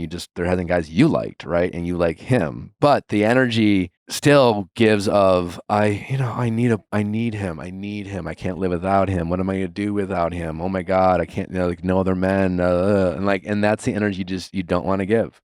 And then because he's just gonna be like, well, whether he's not, it's not even his conscious brain. He's just, again, like, I don't know, if someone's just offering you $20, even if it costs 10, you're just going to take the $20. It's just human nature. So you have to do your part to not make it easy for him to just like really enjoy how convenient you're making this all for him. I'm going to bring it up tomorrow, try to like poke fun at it. Not make when it was super serious. when he said that he was falling for you, what'd you say? It was like a big long text. He came over the night before. Wait, he said this in a text? Yeah. Well, that's not just throwing it out there. He typed that shit. Yeah, because the night before he came over for dinner and he like brought me flowers, and it was just we stayed up and just talked on my couch for like 3 hours, and it just felt like I can't even explain it. It just felt like really good. And in the morning, I texted him and I was like, thanks for coming over last night. I had a good time. Like, I like spending time with you. And he's like, yeah, I really enjoy spending time with you. I never want to leave when we're together. I'm falling in love with you too quickly. It's not fair.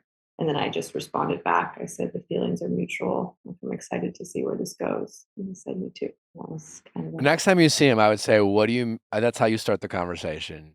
Be like, hey, can we talk about that text you sent? What did you mean it's not fair? Like maybe it was just a line. I don't know. But I'd love to know. I don't know. I think it was more of like a joke. Like it's not fair. It's too quick. Like it shouldn't. But I'll ask. But that's why you ask. Because, it's like, does he mean it's not fair? And did he really throw that in there for a reason? Which is like, it's not fair to you or us because like, I can't possibly get into a relationship with another girl. So we're just two people who love each other who can't be together. Or did he just kind of like say it as a throwaway because like, I don't know, it just felt like a cool line to say. And there's not that much meaning behind it. Like him saying, oh, it's not fair. Like it was cute, but it wasn't like this super serious thing, kind of like playing it cool. Well, yeah, listen, everything he's saying and doing is great. You just have to make sure he means it. And you have to give him permission. I think the scariest thing you can say to him right now is to say, and maybe that's what you say to him. Like, listen, I love where this is going. I don't fuck with most dudes. I'm picky as fuck, but like, I really am enjoying our time. And honestly, I'm fine with how this is going. And I actually I'm glad that we feel the way each other's does. And I'm, and just kind of say like, this is great. And I would say something like, we're probably a ways away from calling each other boyfriend and girlfriend, but like, since we do enjoy each other's company this much, and since we, I guess, are playing with the L word, I just want to make sure that we're on the same page and we're like, we're only seeing each other. And then maybe it's just that simple. That's again where my issue, like, that's what I need to say, and that's right. But I'm just like, I don't want to sound crazy. I don't want to. How's that crazy? That's not crazy. You're having sex. He's throwing out the L word. And all you're making sure is that, like, without wearing a condom, you're not going to get herpes or chlamydia. That's not crazy. And if you break it down, you're just like, hey, we're having sex and we're sharing emotions, and I'm just checking in to make sure that, like, because I'm not your girlfriend, so technically you get to do whatever the fuck you want. But it would be kind of fucked up at this point. Like, you guys need to acknowledge that if either of you did some other shit, it would be hurtful to the other person, and that's okay to acknowledge. That's not crazy. You just have to try to be chill about it. Where it's just like, yeah, this is awesome. Like, this is great. I really love where it's going.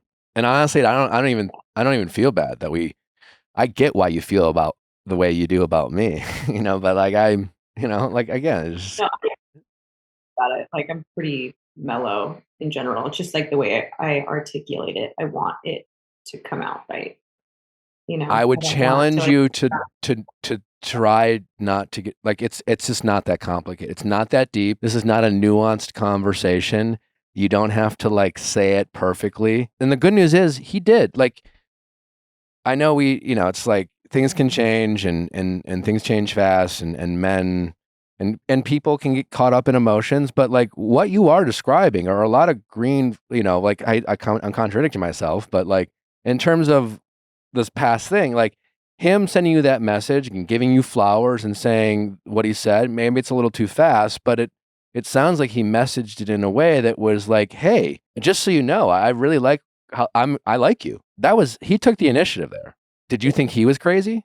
No. Okay, so then why are you so worried for you to reciprocate? Now it's your turn to take that, to do that.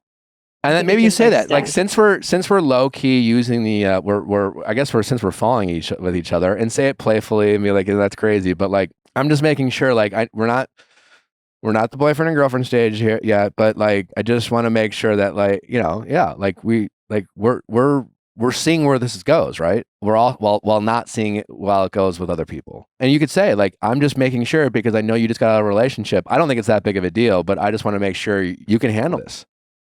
And if he says, well, I don't, it is too soon, that's the thing that you're afraid of him saying. But fine, if you would still need to hear him say it, because even if he says that, doesn't mean he doesn't like you, doesn't mean he's going to fuck you over. It honestly, right? It's a normal human response for him to have, which is like, holy shit, like, do I jump into another relationship right away? So it's like, I can't be mad at him for that, because I understand. Yeah, of course you're not mad, but you don't have to be mad at him to say, okay, well, I'm glad. You still have a right to know where he stands, because then you can protect yourself better.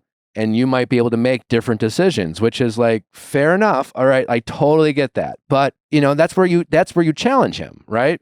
Because that's something, if he does say that, it might just be like the thing he thinks he should say. It just might be, again, like more based off of, what he expected of his dating. Like when he got out of this relationship, maybe, I don't know, maybe he broke up with her for you. I don't know. We don't know.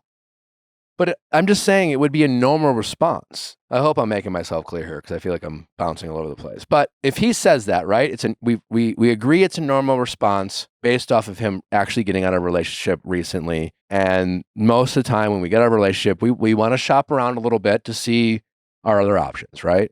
He found you right away, really liked what he's learning so far, and is he willing to just take a risk on you in this relationship without needing to do more shopping or not? And it might hurt you a little bit, because again, the natural instincts, like if you planned a day of shopping with a limited budget and the first store you went to, you found something you really loved, but it was your entire budget, you would be like, oh, you would ask him if they can put it on hold. And then you would go shop, and then you would come back if you didn't find anything else better. So it's normal. And you have to bet on yourself and essentially say, go shop. But I can't put these on hold. Yeah, I'm extremely stubborn. And so, yeah, if that is the case, like no longer happening, not a thing. Well, good. But when you do it, just be very chill about it. And again, like, because he might just say that because he's like, thinks he has to. Again, I told my wife no plenty of times before I said yes. And she was the one who was right and I was wrong, right? I had to figure my shit out, right? But I did, thankfully, in time. He might need to say, yeah, I just don't know if I can right now. And he's going to go home and maybe go on the dating apps. And then you, again, bet on yourself and be that pair of shoes that, like, that's like, I'm not putting this on hold because like I'm too many people want it. And I'm sorry. Like, if someone else better comes along who wants these pair of shoes, I'm not waiting around for you because you are ready. You know what I'm saying? You are ready for that person, whoever that person is, to come into your life. And if he's not ready, good for him. But you are. And when you say that you're ready, I want you to say it which is like you're ready because you emotionally are ready. Or not being ready is someone who's like needs to figure their shit out, right? So you don't need to so you say it as like not from a place of desperation. I'm not ready because I haven't had a boyfriend in forever and god damn, I just want a boyfriend. Fuck. You're ready because you were confident enough in yourself to be single for a period of time because you knew that you didn't need a boyfriend and you weren't just going to go out with anyone. And you've been ready for a while for that right person. And so far, you're really, really liking what you see from him. And you're just not about wasting your time. Exactly what I need to do. And I would normally talk this through with my brother. He reminds me a lot of you, but just given the situation, I'm trying to keep him out of it. Okay, I respect that. Yeah. Try not to overcomplicate. I'm worried for you that it's not even as bad as you're worrying it is. And you kind of like, I've just been saying, where it's like it'd be normal for him to say this. And that, right? So you're anticipating him saying the very thing that most people in his position say. But this is a guy who reached out to you unprompted and sent you a text saying that he's falling for you. And also said he's really excited to see where this goes. Things change and things change fast. We know that, but you don't have to assume the worst. I think it's just like a defense mechanism, maybe. Yeah, of course. Yeah, I'll talk to him tomorrow. Yeah, and maybe it's just like at some point you're on the couch and you say, since we're low-key falling for each other, I've decided I don't want to see anyone else. And I want to make sure you don't want to either. Yeah. Yeah, so this is what you say. There we go. We got it. We workshopped it. I've workshopped it in my head, so I'm just going to tell you. Here it's like, since we're low-key falling for each other, while we might not be ready to be boyfriend and girlfriend yet, I do know that I don't want to do this with anyone else right now, and I want to focus on like seeing if there's actually something here. And I just want to make sure that we're on the same page. And he will most likely probably say, yeah, I feel the same way. And great.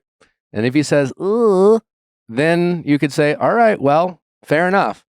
But I am not putting myself on hold while you figure it out. And I totally get it. It's a normal, and you talk to him like a therapist. It's normal. It's totally normal. But nevertheless, clearly you like what you're doing right now. And if that's too much for you to handle, then I'm not chilling. I'm not waiting. And you're just very calm. And then you could be like, and he's like, you don't have to abruptly end the night. You can just be confident. Just be totally unbothered. There's nothing fucks up men more than seeing a calm woman, like when they're expecting that woman to be not calm and she's calm. It's the most powerful thing you all can do.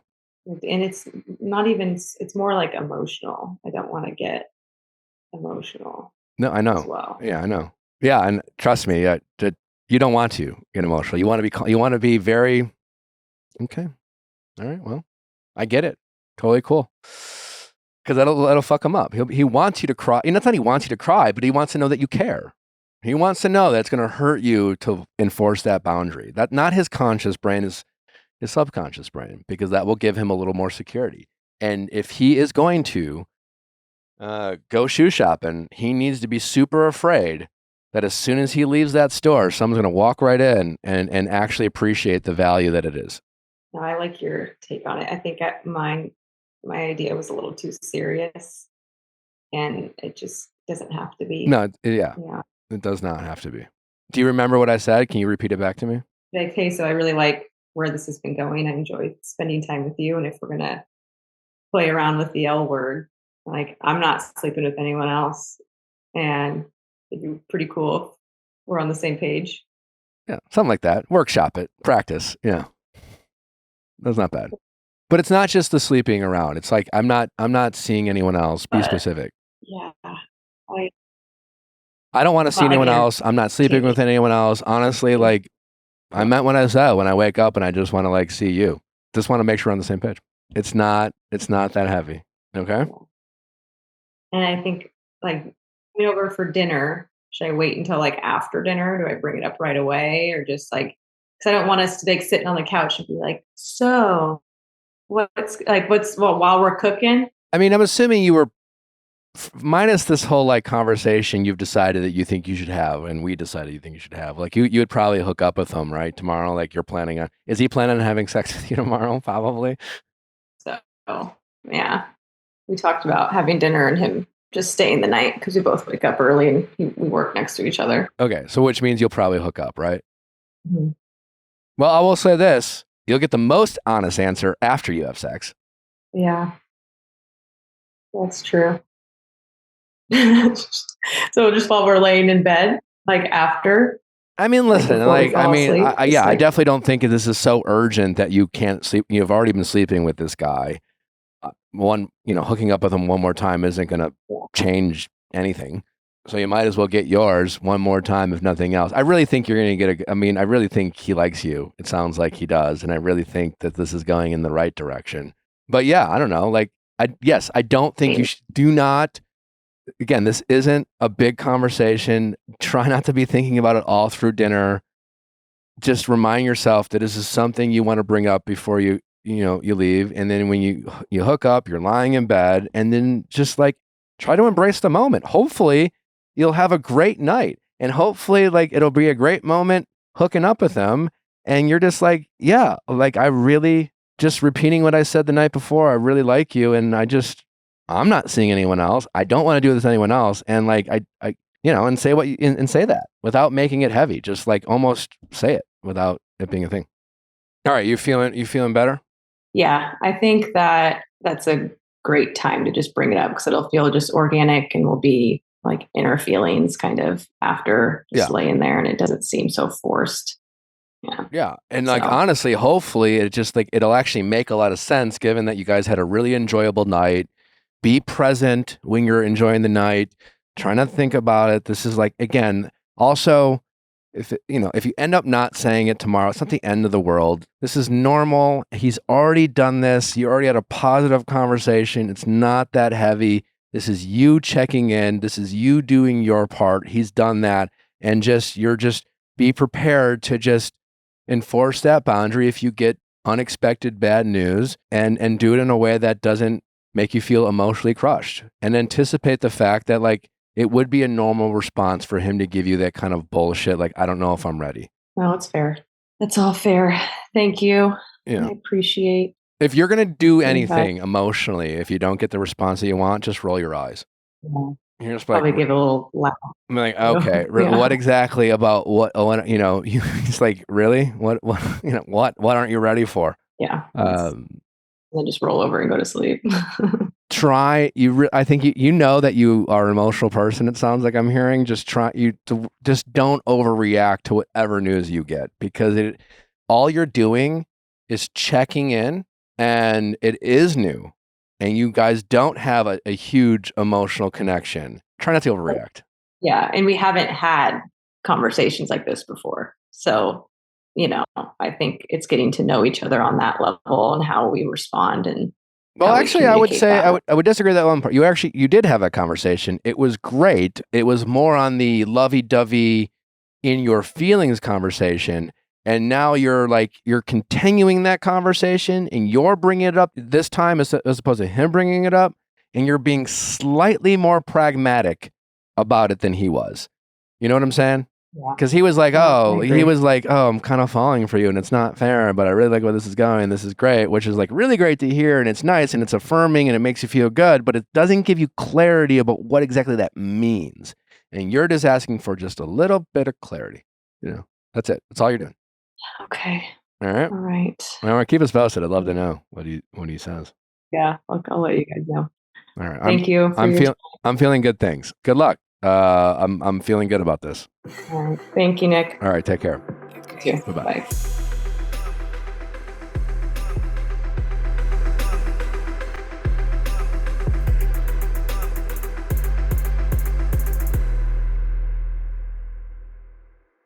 Hey guys, if you loved what you listened to, make sure you hit that subscribe button below. Thanks for listening. We'll see you next time.